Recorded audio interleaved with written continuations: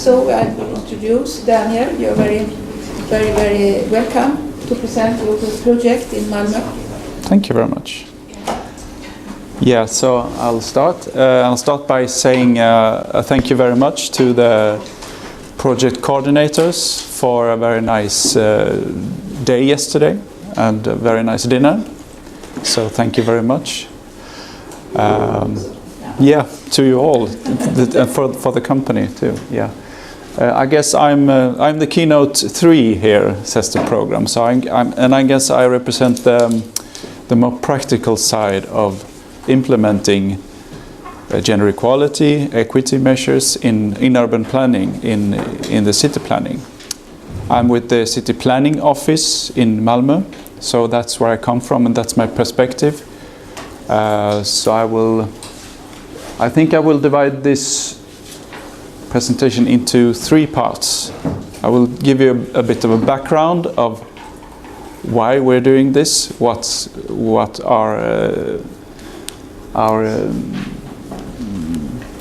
why do we do this? I will go into some examples from projects that we've had before, and I will finish by looking into the future. Where do we need to go, and what do we need to do to get there?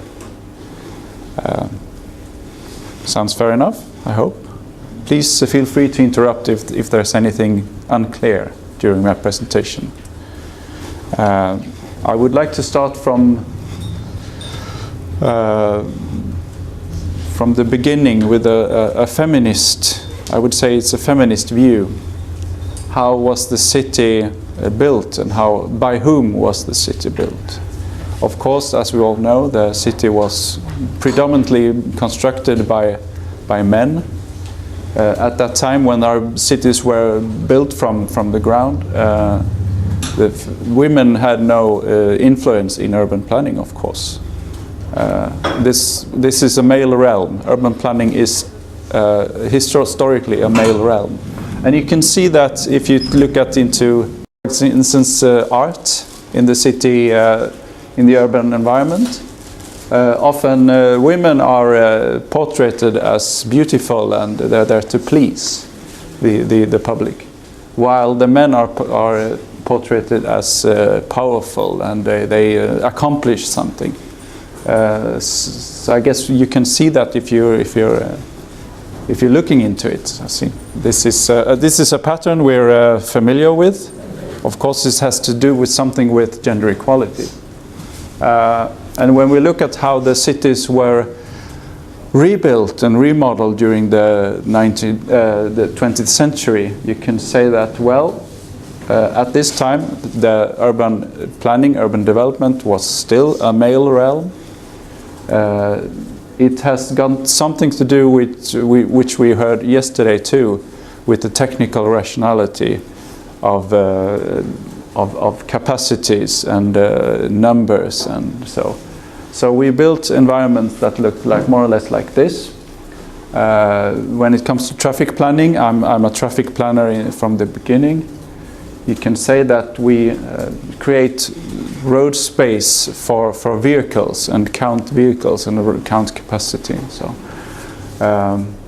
and the urban fabric, the urban environments where you live that really ends up in small islands in this kind of traffic spaghetti.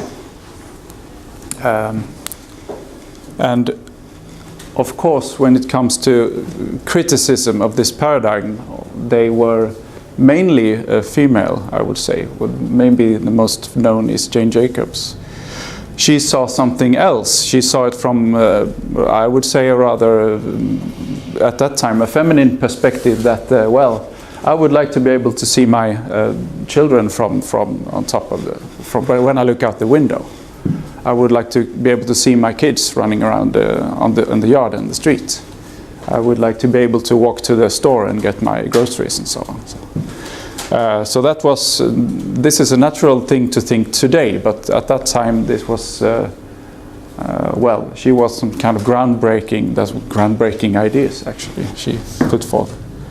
But all of this makes I can see that the paradigm of today is somewhat mixed. We have this luggage, we have this baggage we carry around with this history that even today when we build new urban environments. This is actually from a picture from 5-6 years ago in Malmö, a newly designed street urban environment. And this is, I wouldn't say this is kind of social sustainable environment to me.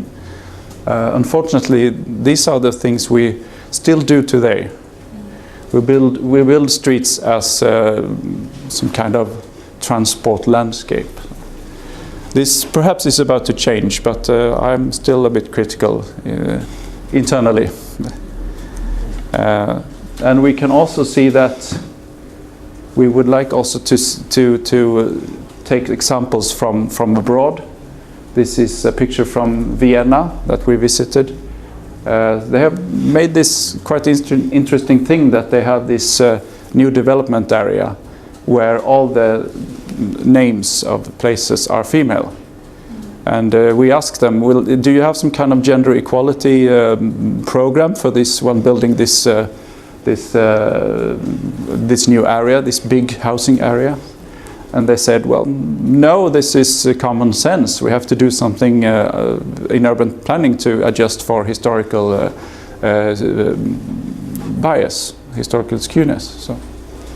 So for them it was some kind of, well, it wasn't a gender equality measure in itself. Just ended up that way. So, and I speak now a lot about gender, and that is because this is, well, we talked about this yesterday. This is because gender equality in Sweden is rather easy to work with. It's accepted. And why is that? We have a long history of doing it. We have law requirements. We have this in our laws, in our codes. We have committed to the CMR declaration. That's the declaration for gender equality for European cities and regions. Malmö was one of the first cities to get onto that. So, and we also had this central work in the city, the central city administration. So they have set up some kind of framework on how all of the city should work with gender equality. And of course, gender mainstreaming is the strategy that we work with. And we have also had projects. We were, I would say, some kind of model municipality for the SKL, Sustainable Gender Equality Program, back in 2010. And I will get into that because this is, I think it's still today is quite an interesting project for us. And this, I would also like to say that in those laws, the statutes and so, we also talk about jämlikhet, and so I would translate that into equity. I've tried to make a translation of our basic law, the regeringsform, the government instruction. So this says about something about equal values and non-discrimination. So this is interesting for us. We need to find ways to work with all these kinds of intersectional perspectives, and not only gender, of course.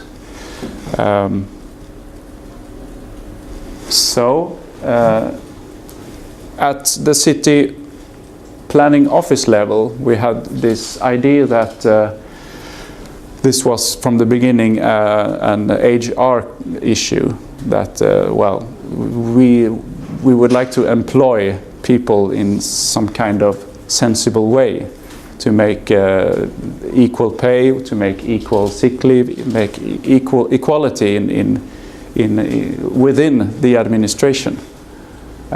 which is good. We need to do that. But we got some kind of, I would say, criticism from the City Audit Bureau.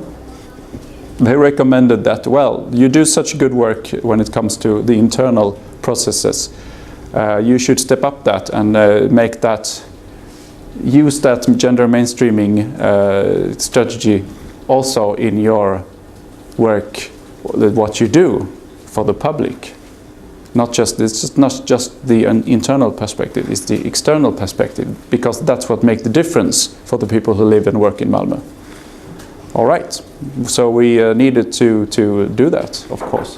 When the city auditors say something, you really should follow their lead, yeah. So we made an action plan.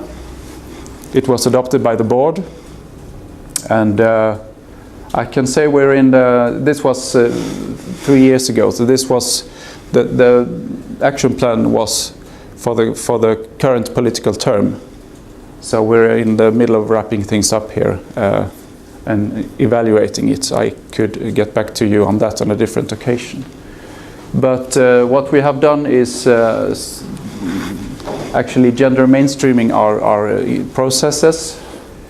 I will give you some example of that. We have also started to develop inclusion more, develop the processes for public inclusion, because there's some kind of key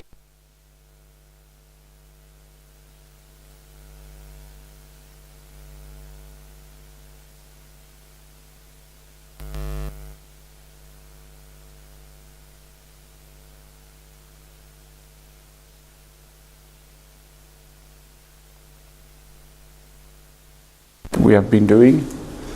And when it comes to this question of what is equality and what's equity, I stole this picture from off the internet, which I think that's some kind of good explanation of what might be the difference between, if you say equality, this is some kind of equal input perspective. They all get one box each to stand on, so that's good.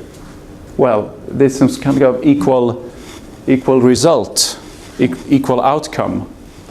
I would say this is more equitable, that they get the same result. They can all see the game. And maybe this, well, the third image is some kind of development of that. Maybe you should get rid of the obstacles altogether, of course. But, well, we have to take this one step at a time. And of course, there's always the, often there's the economist raising their hand and saying, well, are they at all paying for seeing this game?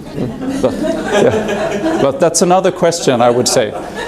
Of course, there's a question of resources involved in this, but yeah. I think still it's a good, some kind of good illustration to all this. Would you agree that this is some kind of difference in equality, equity? Yeah. Right. I will talk to you a bit about this Sustainable Gender Equality Program. This is not only because Lena was doing research for us at that time. she was, but I still think that's a good example for, and we haven't really been doing anything this thorough since that time, 2010.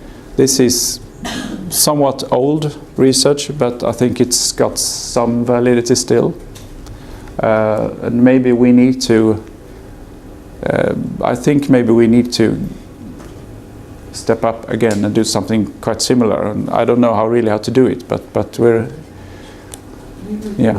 You have some ideas, that's good, yeah. Yeah. Also WSP with Lotta was involved, contracted for participating in this, yeah. And our Skånetrafiken, that's our regional transport authority, yeah.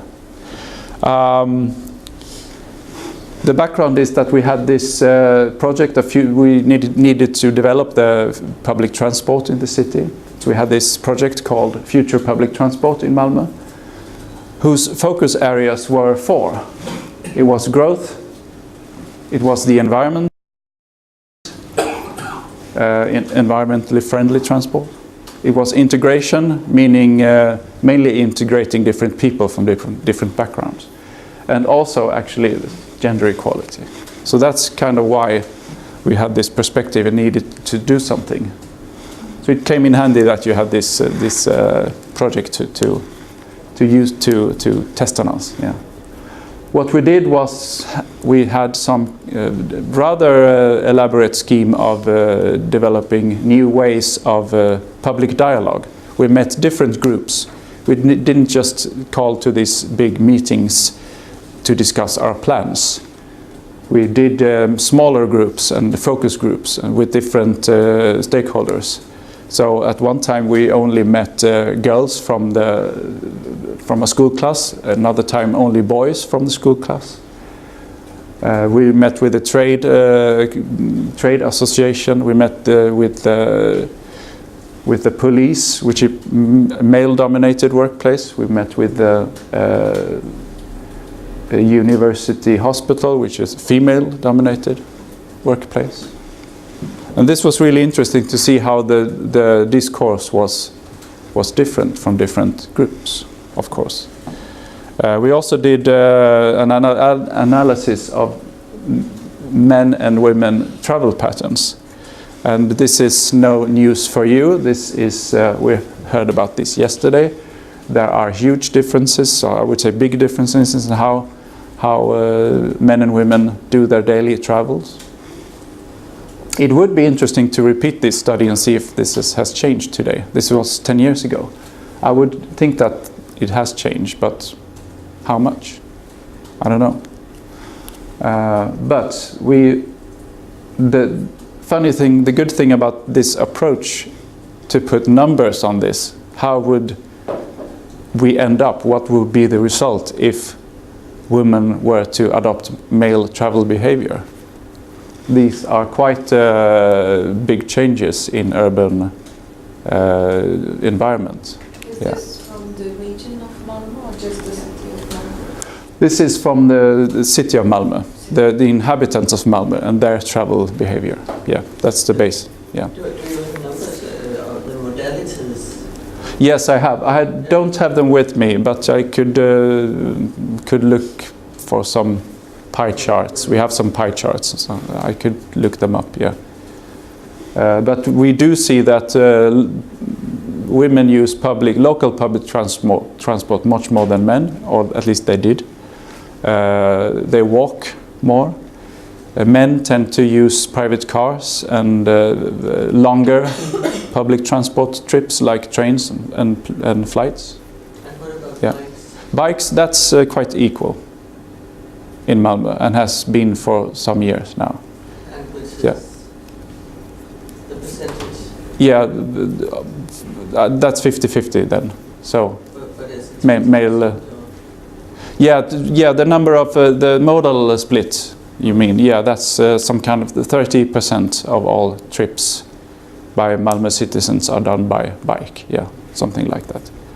And it's rather high. And we found that I don't know if it was you, Lena, who did this study. Said that if the higher the modal share of bicycles, the more evenly gendered, the less difference. No. We have these kind of figures Yeah. at the national level. Yeah. If men traveled as women, then we Yeah. would have a decrease in the number of car kilometers. Yeah. The amount of reaching the current goals. Yeah. You're right. Yeah. This is illustrated by these figures here that if women were to adopt the travel patterns of men, you would have a surge in car use. You would have increased CO2 emissions. And this is interesting for me as an urban planner, because we would need much more space to put the cars on. 190 Möllevångstorg. That's roughly a standard town square. But 190 new squares just to put cars on. That we don't have that kind of space. So this is some kind of illustration to why we can't allow it. We couldn't do this. there is no space for us. What we would be building wouldn't be a city. It would just be a prolonging this urban spaghetti of asphalt and concrete. Actually, the numbers are really very extreme to me. I mean, You I think? don't know the Yeah. numbers behind Yeah. it, but as we Yeah. have equal proportion of men and women, Yeah. an increase in total of 17% implies that the mode share per car for women is 34% lower than for men. Say like 60 versus 30 something, or 65 versus 30. This sounds really very extreme. I don't know the calculations behind this. This was the calculations were done by Trivector, but yeah, I think that the figures on national level are roughly the same. All right. Yeah. If I remember Yeah. right. Yeah. I think this has something to do with travel, the lengths of travel too, because men travel longer distances. This should be the reason. Yeah. Yeah. Yeah. In this project, we also did a social impact assessment, which was interesting because this was one of the first times we actually did this in spatial planning in this structured way, which you helped us with here. We also had researchers from the Malmö University conducting this study for us. The conclusions, these are the conclusions. Mainly they are that, well, you could look into gender in public transport, but it's not only a question of gender, it's a question of course, intersectionality. In Malmö especially, we have, Malmö is a very segregated town, very segregated city. We have differences in life expectancy between neighboring areas by 7 years. So in poorer areas, you will be expected to live 7 years shorter than in the neighboring richer area. That, of course, means that you could see public transport as some kind of tool to empower the poorer part of the population, while still you need to think of, okay, how do we get the richer part of the population to find public transport an attractive option. So this is kind of a dual approach to the development of the system. And in some areas we have huge social challenges with very different cultural reality. I know in Denmark there are areas called ghettos. We don't quite use that term in Swedish, but you could say that those are the same challenges we face. Yeah. That also needs to be taken into account because people use biking and public transport differently in these kinds of areas. So what we also did was,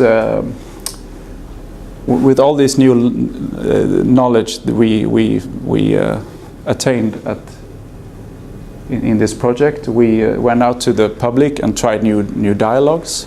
So instead of these, we tried to develop public transport. Instead of inviting people to the city hall, we went out into the town. We went to the market squares. We went into the shopping centers and asked people, how would you feel about, for instance, building a tramway line in Malmö? How would you feel about that? So we tried some new approaches and some new, we have these binoculars. You can see a vision of the future. Look into, you can try and say your meaning by putting a sticker onto a board like that. And what we actually could try to, what we did learn from this kind of testing was that when we redesign, when we need to rebuild the streets to accommodate the new public transport network, we actually realized that, well, we should do not just that. We need to address some other challenges as well. This has got everything to do with social sustainability. Because if you look at this picture, this is a picture of a big street, through Fair Street in Malmö, Amiralsgatan. 4 lanes and some kind of feeder ramps and so on at the side. This wouldn't give you much of a choice in terms of transport, would it? How would you get from this side? You see some housing there. How would you get from there to the other side? So we needed to illustrate what we meant by saying, okay, what do the people think a developed urban environment should look like to be socially acceptable? So this was kind of the result. Of course, you have the public transport, which is developed. We have this debate over whether this is actually a tram or if it's something else, maybe longer buses and so on. This is not the point. The point is that the entire city space is redesigned. And also we have, of course, this problem of housing shortage in Sweden and in Malmö in particular. So we also could address that by saying there's a lot of space left over for us to build new housing on. That's important for us. And you could argue that, well, traffic safety and traffic capacity and so on, but in this area that's not really the problem, I would say. You need to address different problems in these kind of areas. Right, so I will go on to what we do today and how we look into the future. We have this target in for our office. The board has set goals for the office. This is how it works in Sweden, that the boards, the city council and the boards make up goals that the offices we need to follow as civil servants. And one is this, that all main processes shall be subject to gender mainstreaming during this political term. So yes, I am pretty proud to say that we have done this. We have been gender mainstreaming all our processes. The results are varying, but I think we have managed to come rather far in terms of showing significant results. And we're also now working with a new action plan, which is integrated into the office chain of targeting and follow-up.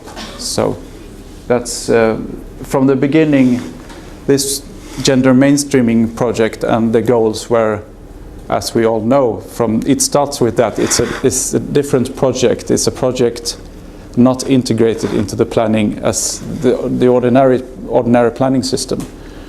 But now I would think that, okay, this is integrated into our normal planning system, into our normal way of making follow-up and setting targets and so on. So this is what we've done, and we have also been subjecting ourselves to education. What is gender equality? What is equity? How do we work with social sustainability in the planning? And this is, I think, this is the key to making it into a success. This is the first action plan. As you can see, this is not new to you. I think we have the usual, I would say, collecting gender divided statistics, creating working groups, and making a plan, conduct the work, do this at the department levels. We have different departments under the office that really do the work. So at the departments, that's where the integration must take place. As I said, information, education, dissemination, set goals in our ordinary fields, making a difference in our regular office activities, and analyzing. We have done, well, this is an example. It's interesting when you look at transport planning, you can map here where people live and where they work. And actually you could divide that into gender, the two juridical genders. So the orange is women's workplaces, red is men's workplaces, and the light blue, women's homes where women live, and the blue, darker blue, is where men live. So this is kind of statistical approach to this. This is, you can say that, well, men and women, where they live, there's no difference in where they live, rather. It's quite the same all over the city. But there are huge differences in where men and women work. And of course, we all know that Swedish labor market is very gender segregated. And this is an example of that. You can see that these areas are here in the north, that's the harbor. We have an area here. Here we have a huge dominance of male workers. This is what we in Swedish call verksamhetsområden. I would say industry and logistics and so on. That's not a new knowledge, but it's interesting to map this and you can put the transport network up on top of that and the public transport lines, and then really start to think, okay, how should we think when we redesign networks, when we extend lines and so on. So you really, I wouldn't say that we can use this to make some great analysis at all times, but I think this is a good map to keep in the back of the head when you do planning. So that's my personal approach to this. Yeah, of course. Do you have a guess what would come out with the transport network? Because my guess Yeah. would be that the overproportional distribution of women's workplaces are probably in the center. Yeah. Sales women and so on. So Yeah. is there really an issue with it, or is it the result? Well, everything's fine. Yeah, you could. We have had quite some big discussions about that at the time when we conducted these studies. You can say that, of course, the public transport network historically and today has been quite. I would say that it's accommodated to women, more or less, and this may have also contributed to that women's workplaces are centered. And you can see this, there's one women-dominated workplace here in the absolute center. That's the main university hospital. So you can say that overall the transport network has developed to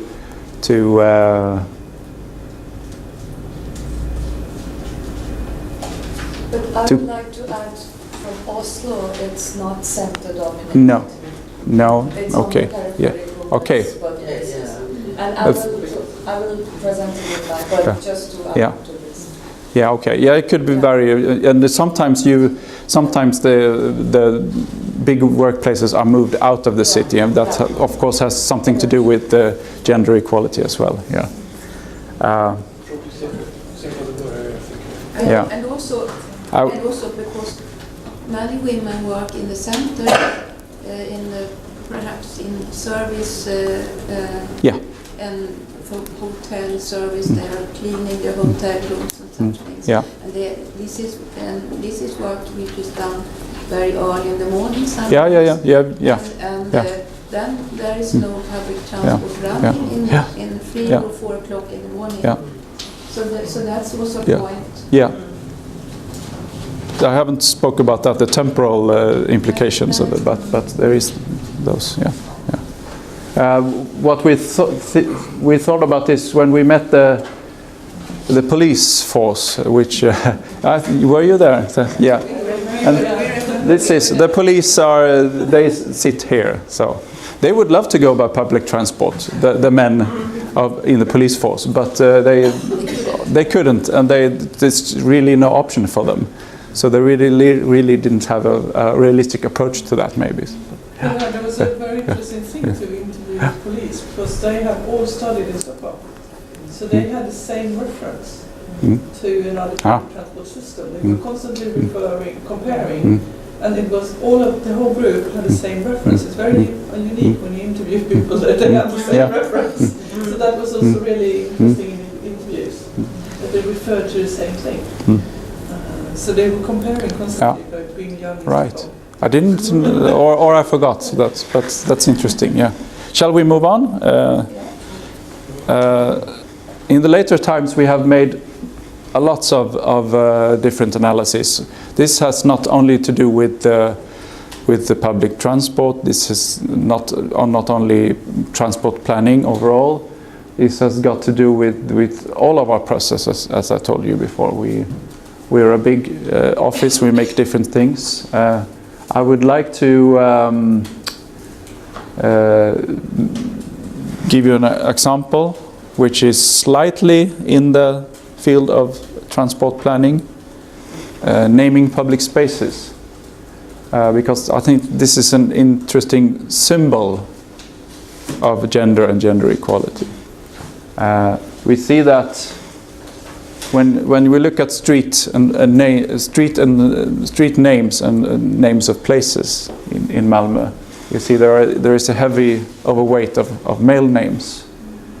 And also with the intersectional perspective, you can say that, of course, those are Swedish, traditional Swedish names, historic persons, of course. This is, of course, due to imbalance in history. And the thing is, has this been addressed over time, during modern times? No, it hasn't, because the problem still remains. And even in this latter period, we can see that the streets are giving, if they are giving personal names, it's from men, in a ratio 2 to 1 maybe. So we perpetuate this imbalance really. This could be addressed, but we haven't really found. This is also a political question. The result now, when we speak with our politicians and some of our bosses addressing this, is that okay? Then we should have no personal names at all when we give names to streets. So, well, then you just put a lid on this and say there's no problem anymore. But we still have the history, so I think we should find ways to address that. I don't know how, but we should. Maybe we, like in Vienna, we take a big chunk of the city, rebuild it, and make all the street names female. I don't know. Well, I have just a few remaining slides. This is what we are looking into the future. So all of this analysis that we made point out certain problems, certain risks for inequalities, inequities, which we need to look at and say that this should be a warning system for us. So we commit to different activities. This is a kind of reference to our system of targeting at the office. But we can only say that we've done this if we keep on doing that. So we need to find new ways of addressing new problems, to repeat and find new ways of dealing with it. The huge challenge at the moment is this public consultation projects that we need to really focus on, because the problem still remains that when we meet the public, we have a biased. We are biased as an office. We are representing someone ourselves. Who are we to represent those who come to listen to us? Who are the people listening and who don't get the chance to hear us? How is the discussion between the public and the city? This is interesting, to find new ways to get to people that has no tradition maybe in getting in contact with with the city administration. And of course, evaluation and follow-up is necessary. So we have done that as well. And the last bullet here, of course, I must repeat it: educate, educate, educate. I think we can't stop doing this because we see new fragments, we see new pieces every day that we need to face and see. That could mean a risk for inequality and inequity, so we need to address that. This is true when we see the intersectional perspective, because that's when it gets difficult. So I think we're kind of not leaving the gender issue, but we're kind of expanding it, I would say. This was all for me. If you come to Malmö sometime, you could contact me and we can take a ride with this kind of BRT-ish bus line, Superbus, Malmö Expressen, which was the physical result of many of these projects that we did back in 8 years ago. But it's the bus, like. This is a bus, yeah. Yeah, but what? Where?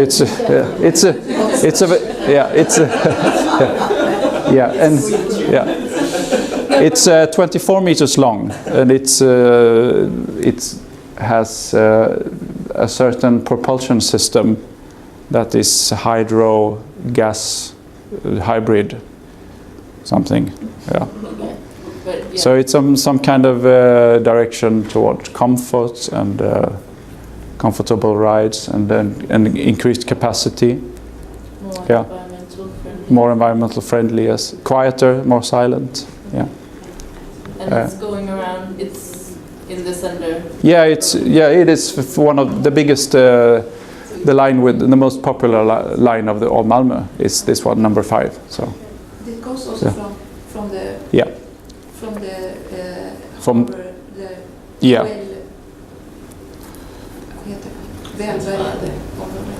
Yeah, we have out to the suburbs. Yeah, there's a total different socio-economic situations at the end of the lines. Yeah, Yes, and we also have in Rosengård. In the end of the line, we have.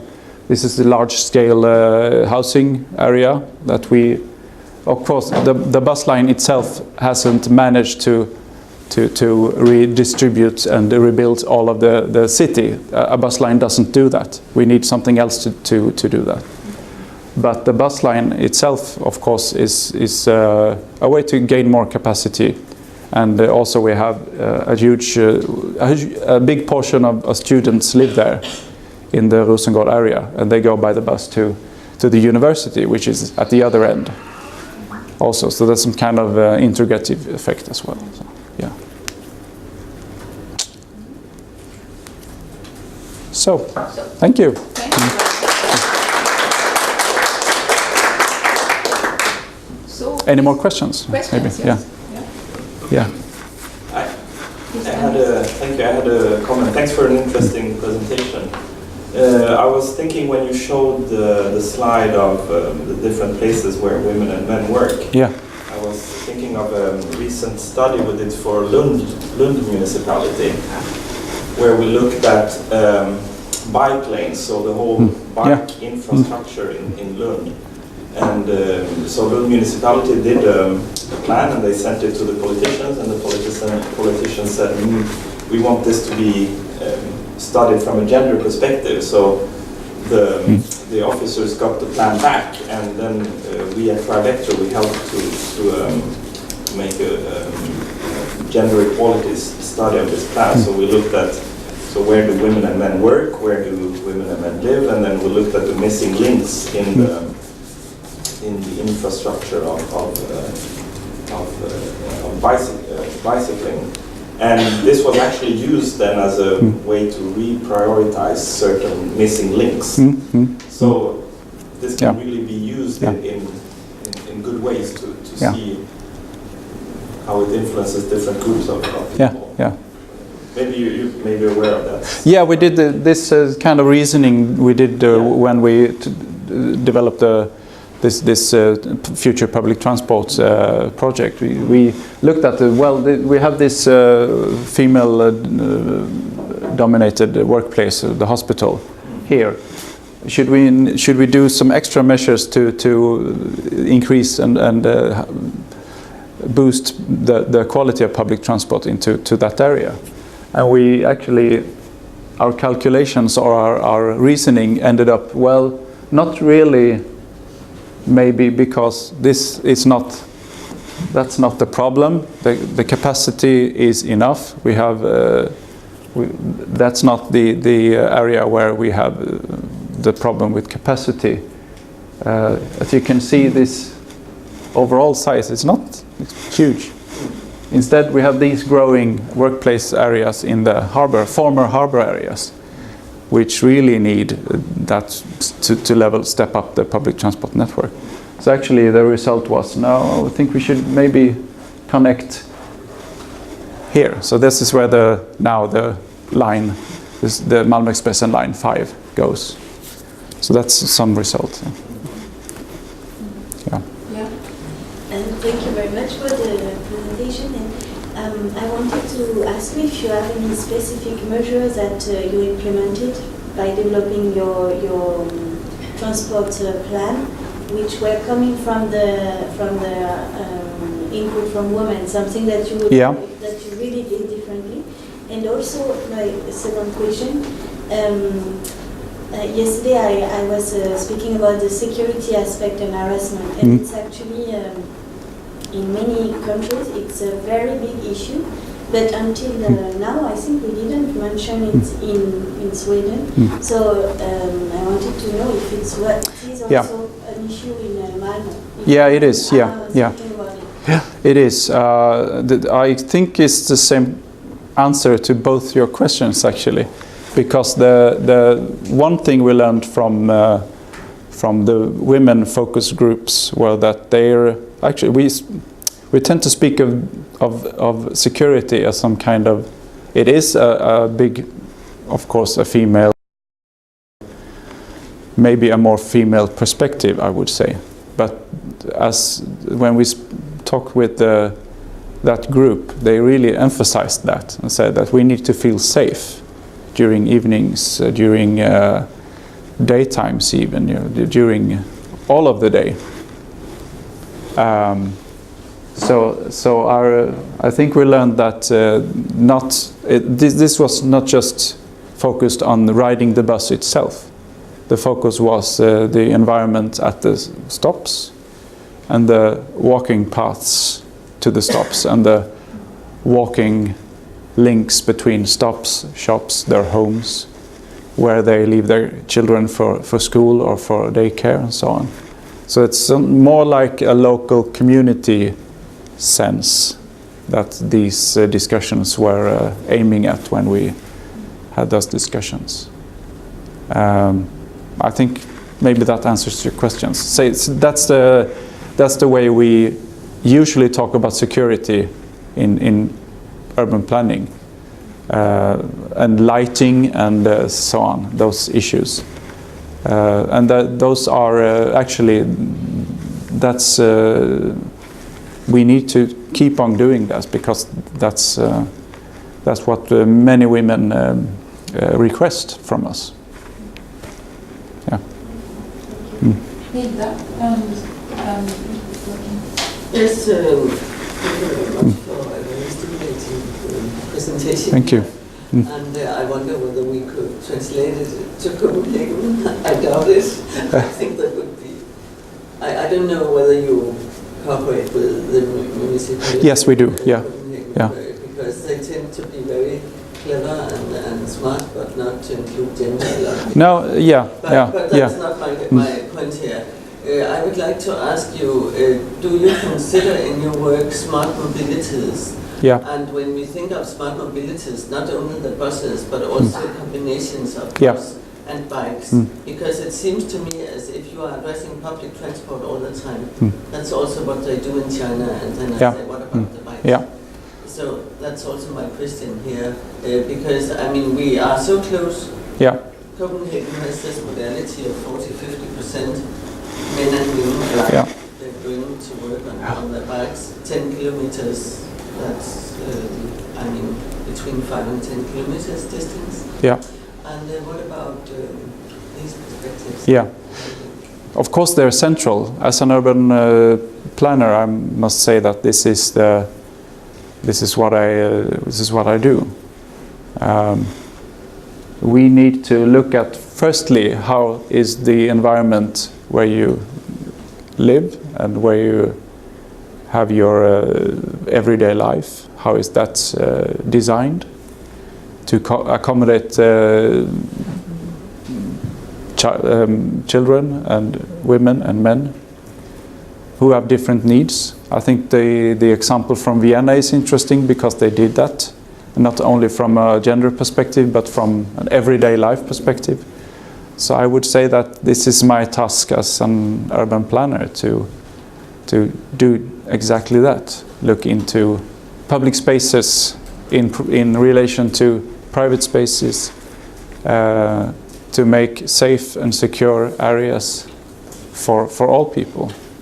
And by that, you need to have knowledge of gender perspectives, of course, but also different perspectives. So you're right. Yeah. Could I be more specific? Yeah. I find that when I go to Sweden, also from my own experience, that bikes are not really welcome. It's totally okay. Yeah. But you're from Copenhagen, so yeah. And you can't bring your bike on the public transportation. Yeah. I mean, there's a mess, and they have. Yeah. These small changes could make a lot of change for people who consider to use their bike, you know, one way and go back by public transport the other way. And things like that. I personally agree that biking, combined biking and public transport, combined biking and other modes are, I would say, underdeveloped in this country. Yes. At some points, not even allowed. As you say, as in the national rate. Yeah. That's my personal opinion as well. Yeah. But we're working on this, expanding our bike network with some kinds of. You can see that. Of course, this is included. That you need to have new bike lanes when you rebuild the streets. Of course, you need to have segregated bike lanes at the main arteries anyway. So, but safe space also for cyclists. Yes, I'm very pro that. Yeah. Could you perhaps tell a bit more about the reasoning behind these separated focus groups and the experience you have with it? My past experience with separated groups is, in some cases, it may work very well. Yeah. For instance, when you have different user groups and some of them are just not inclined to talk what other people are saying, boys versus girls, for instance. But in other cases, you may just do this, it may prevent conflicts to come up. I mean, you have conflict of interest in transport planning overall. People may have a need to move fast, while others may have a need for short distance access to stops and so on. So why not mix stakeholder groups? Yeah, we can, and that's there's some kind of cross into different perspectives weighing against each other. I agree. I think that there was no deeper thought in segregating our focus groups. I was attending the girl focus groups, the girl school group. The school groups were segregated, and that was some kind of last-minute decisions, from what I can remember. Said, we could try this. So we were exploring and experimenting quite a lot when we did this. One of the reasons why we decided quite late to do that was that we wanted to see if there were any differences between these teenage girls and boys in their, because this was they were going to talk about the future, how they perceive the future, and what perceive the groups, if there were any differences in how they perceive the future. And we could find that they had quite, the two groups for certain aspects had very different views on the future, on what type of transport system. And also some things they said exactly the same. And one interesting thing is that they were saying, public transport is fantastic. However, when I turned 30, I would get married and I would have children and then I would buy a car. And that came from both groups. So that was also something that we could see, that some things they were very different, they really talked in different ways about the future, and some things they were really similar in these focus groups. One of the reasons I'm late. Yeah.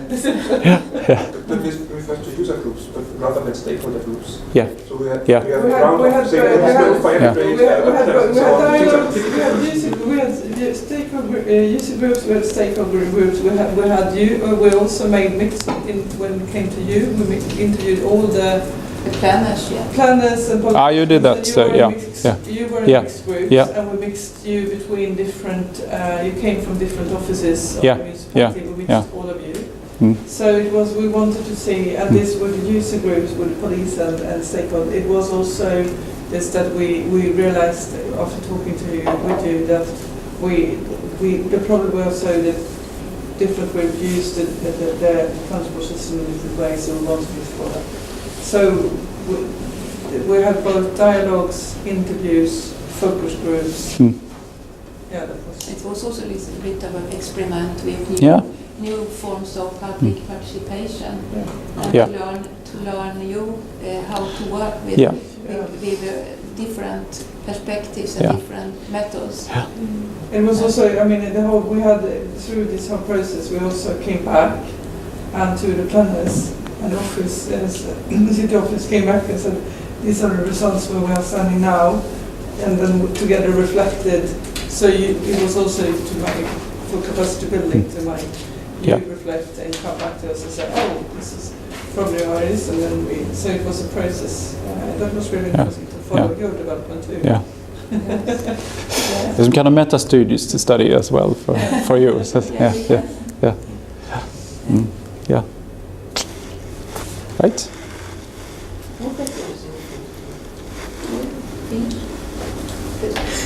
Okay. Right. Thank you very much. Thank you.